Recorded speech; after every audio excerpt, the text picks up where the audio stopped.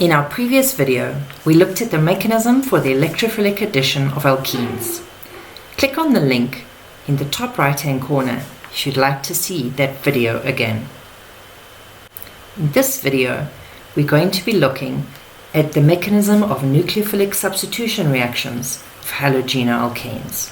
In this quick view, we see a nucleophile, a hydroxide ion in this case, attacking the partially positive carbon and starting to form a bond at the same time that the partially negative halogen, for example chlorine, has its bond with the carbon starting to break. The nucleophile leaves from the opposite side. The way the molecule's shape changes reminds me of someone's umbrella blowing inside out during a storm. But what exactly is a nucleophile? It is a lover of the nucleus. In other words, it is a molecule with a lone pair to donate. For example, this hydroxide or this cyanide ion. They both have a negative charge. But it doesn't only have to be a negatively charged particle. Molecules like ammonia and water are also nucleophiles, as they have at least one available lone pair.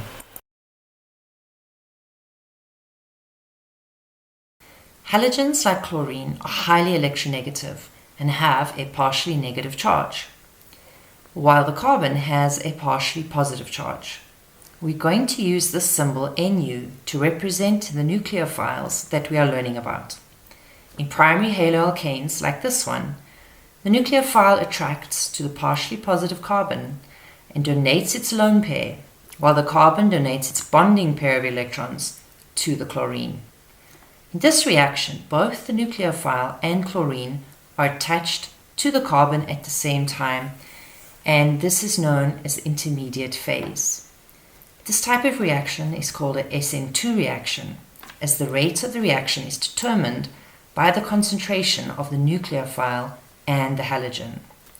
The chlorine splits heterolytically from the carbon and leaves as a chloride ion. The molecule regains its typical tetrahedral shape.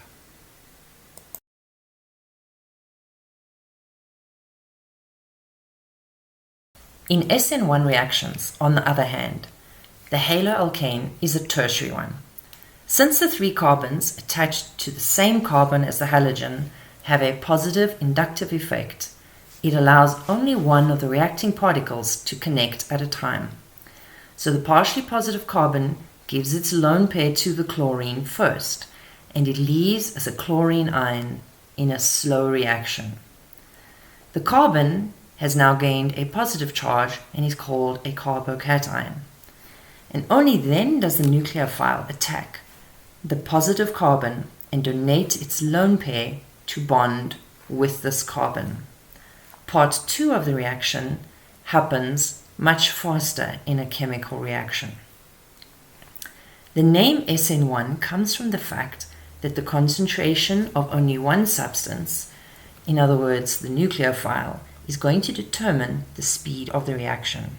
But I find it easier to remember the name SN1 from the fact that only one particle is attaching to the main molecule at a time.